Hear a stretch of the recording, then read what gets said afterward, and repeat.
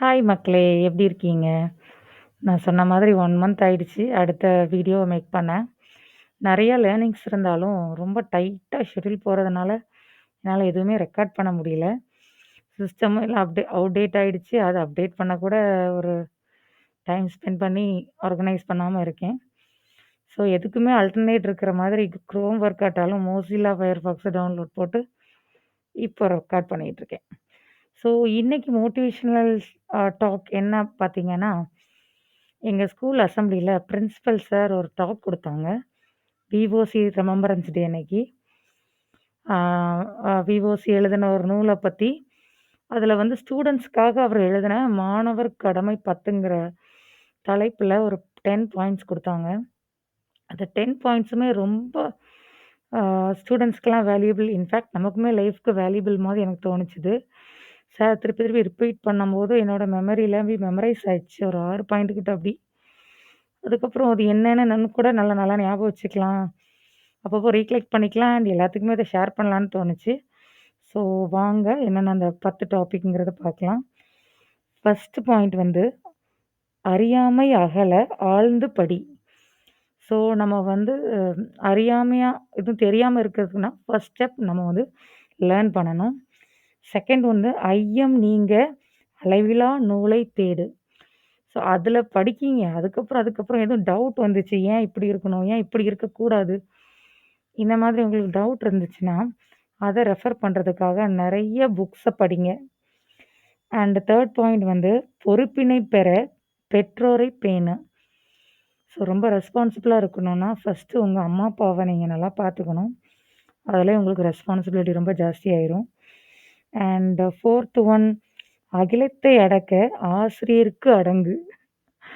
ஆ maybe அந்த காலத்துலலாம் ரொம்ப அம் ஸ்டூடண்ட்ஸ், டீச்சர்ஸ் வந்து ரொம்ப ஒபீடியன்ட்டா இருக்க போய் தான் அடுத்த ஜெனரேஷன்லயும் அத சக்சீட் பண்ணி இப்போதைக்குள்ள சக்சஸ் பெர்சன்ஸ்லாம் இருக்காங்க. ஸோ அதே மாதிரி தான் எப்பவுமே. ஏன்னா, அம்மா, அப்பா நெக்ஸ்ட்டு வந்து டீச்சர்ஸ் தான் உங்களுக்கு வந்து கூடவே ட்ராவல் பண்ணுவாங்க. அந்த நீங்க படிக்கிற ஸ்டேஜஸ் எல்லாமே.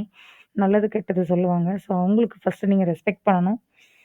அண்ட் 5த் பாயிண்ட் சீருடை அணிந்து சிறப்பு பணி செய். ஸோ அவர் காலத்தில விஓசி காலத்தில சொல்லியிருக்காங்க. ஸோ சீருடைனா யூனிஃபார்ம்.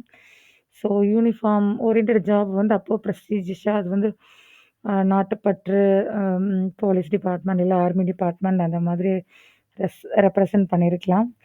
ஸோ எந்த வேலை செஞ்சாலும் வந்து ஒரு ஆத்ம திருப்தியா, சந்தோஷமா செஞ்சா, அடுத்தவங்கள டிஸ்டர்ப் பண்ணாம, அடுத்தவங்க மனசு கோணாம அது வந்து சூப்பர்ப் தான்.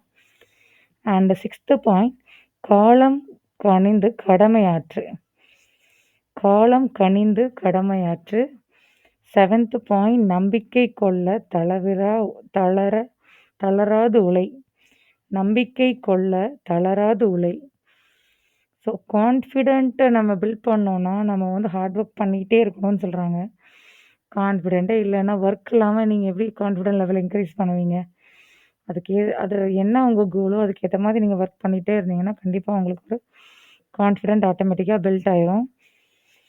அண்ட் உடலை வலுவாக்க உடற்பயிற்சி செய். அடுத்து நம்ம நல்லா இருந்தா தான் நம்ம ட்ரீம்ஸ் வந்து அச்சீவ் பண்ண முடியும். எக்ஸர்சைஸ பேஸ் பண்ணி சொல்றாங்க. 9த் பாயிண்ட் உள்ளத்தை பண்படுத்த உணர்ச்சிகளை அடக்கு. சில இதில இப்பலாம் ஸ்கூல் ஸ்டூடண்ட்ஸ் லைட்டானாலும் எமோஷன் ஆகி அடிக்க போயிடுறாய்ங்க. கொஞ்ச நாள் ஷார்ட் டெம்பரா இருக்காங்கல்ல. ஸோ அப்படி இல்லாம, என்னதான் சொல்லிட்டான் பார்த்துக்கலாம். இவங்க கூட நம்ம சண்டை வருதா, நம்ம வந்து கிளாஸ் டீச்சர்ஸ்ல சொல்லிக்கலாம். ஸோ இது வந்து ஸ்டூடண்ட்ஸ்க்கு மட்டும் இல்ல, யாருக்குமே. உடனே உணர்ச்சி வசப்பட்டு தப்பான டிசிஷன் எடுக்கிறதுக்கு பதிலா, அல்டர்னேட் என்னன்னு ஒரு நிமிஷம் நம்ம யோசிக்கலாம். ஸோ அந்த பாயிண்ட் தான் அது. உள்ளத்தை பண்படுத்த உணர்ச்சிகளை அடக்கு. அண்ட் லாஸ்ட் பாயிண்ட் வளர்ச்சியை பெற சோம்பலை விடு. ஸோ மார்னிங்கே எந்திரிக்கும்போது எவ்வளோ கஷ்டமா இருக்கு இந்த குளிர் டைம்ல அப்படின்னு நினைக்கிறத விட, இல்ல எந்திரிச்சா தான் எல்லா ஒர்க்கும் முடிக்க முடியும். அடுத்த ப்ராசஸ் பண்ண முடியும்னு நினச்சிட்டிங்கன்னா, கண்டிப்பா அந்த டே சக்ஸஸ்ஃபுல்லா இருக்கும். ஸோ இந்த 10 பாயிண்ட்ஸுமே எனக்கு வந்து ரொம்ப ஹார்ட் டச்சிங்கா இருந்தது. அம் லைக் ஃபர்ஸ்ட்டு வந்து நான் எப்படி இருக்கணும், நம்ம நடந்துக்கணுங்கிறத பொறுத்து, அதுக்கப்புறம் நம்மள எப்படி வந்து பில்ட் இன் பண்ணணும் நம்ம அப்படிங்கிறத பாயிண்ட்ஸ் எல்லாமே கவர் அப் பண்ணியிருக்காங்களே அப்படின்னு சொல்லி, அ பேரண்ட்ஸ கவர் பண்ணியிருக்காங்க, டீச்சர்ஸ கவர் பண்ணியிருக்காங்க. நம்ம எப்படி லேர்ன் பண்ணணும்னு சொல்றாங்க. நம்ம பாடி எப்படி பார்த்துக்கணும், மென்டலா எவ்வளோ ஸ்ட்ராங்கா இருக்கணும், என்ன ஜாப் எப்படி பண்ணணுங்கிற அளவுக்கு இந்த டைரக்ஷன் இருக்கு. ஸோ அந்த காலத்து தலைவர்லாம் ரொம்ப கிரேட்டு தாங்க. ஸோ விஓசி ஐயா வந்து கண்டிப்பா எப்பவுமே ரிமெம்பரன்ஸ்ல இருப்பாங்க இந்த பாயிண்ட்ஸ் மூலமா.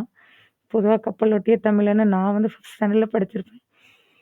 பட் இந்த அளவு இன்டியூஸ் ஆவேன், இந்த அளவுக்கு ஆழ்ந்து இருக்குங்கிற ஸ்டோரி எனக்கு தெரியாது. இப்ப தான் தெரிஞ்சுக்கிட்டேன். இத என்ன மாதிரி யாராவது இப்ப தான் அவர பத்தி இவ்வளவு தெரிஞ்சிருக்கிறது இருந்தீங்கன்னா, லைக் பண்ணிக்கோங்க. நம்ம நெக்ஸ்ட் வீடியோ பார்க்குற வரையும். பாய்.